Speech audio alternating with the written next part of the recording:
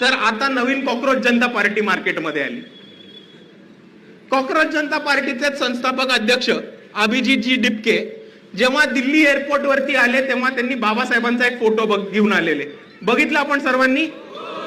बाबासाहेब आंबेडकर माय autobiography असं पुस्तक घेऊन आलेले, बरोबर. किती लोकांना बरं वाटलंय बघून. आता मला एक गोष्ट सांगा, बाबासाहेब आंबेडकरांनी माय ऑटोबायोग्राफी ही लिहिली होती का?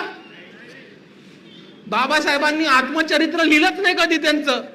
बाबासाहेबांचं एक पुस्तक होतं जे थोडं आत्मचरित्र टाईपचं होतं, ज्याच्यामध्ये त्यांनी स्वतःचा अनुभव लिहिला होता, वेटिंग फॉर अ व्हिसा नावाचं. बाबासाहेबांनी आत्मचरित्र लिहिलंच नाही.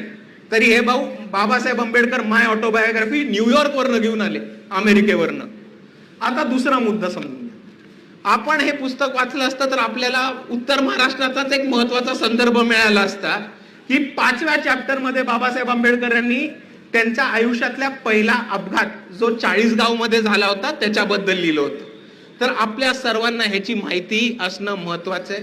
नाहीतर आपल्याला कोणीही निळा झेंडा दाखवेल, आपण त्याच्या घरी गेलो की निळा ध्वज काढेल आणि त्याच बांबूनी आपल्याला चोपेल आणि आपल्याला ह्याच्यापासून सावध राहायचं. आता जर तुम्ही अभिजित डिपकेंनी जे पुस्तक पकडलेलं ते बघितलं तर ते बाबासाहेब आंबेडकर माय ऑटोग्राफी नावाचं पुस्तक आहे. आता हे पुस्तक आहे कोणाचं? तर डायमंड पब्लिकेशनचं. घरी गेल्यानंतर गुगल वरती डायमंड पब्लिकेशन टाकून बघा आणि तुम्हाला हे दिसेल की डायमंड पब्लिकेशन हे RSS चालवतं आणि RSSचं पुस्तक आहे.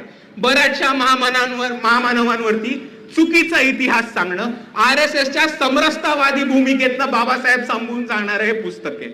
आणि म्हणून अभिजित डिपके जेव्हा RSSचं बाबासाहेबांचं पुस्तक घेऊन येतात तेव्हा ती मला एक मोठी घंट्याची धोका वाटते.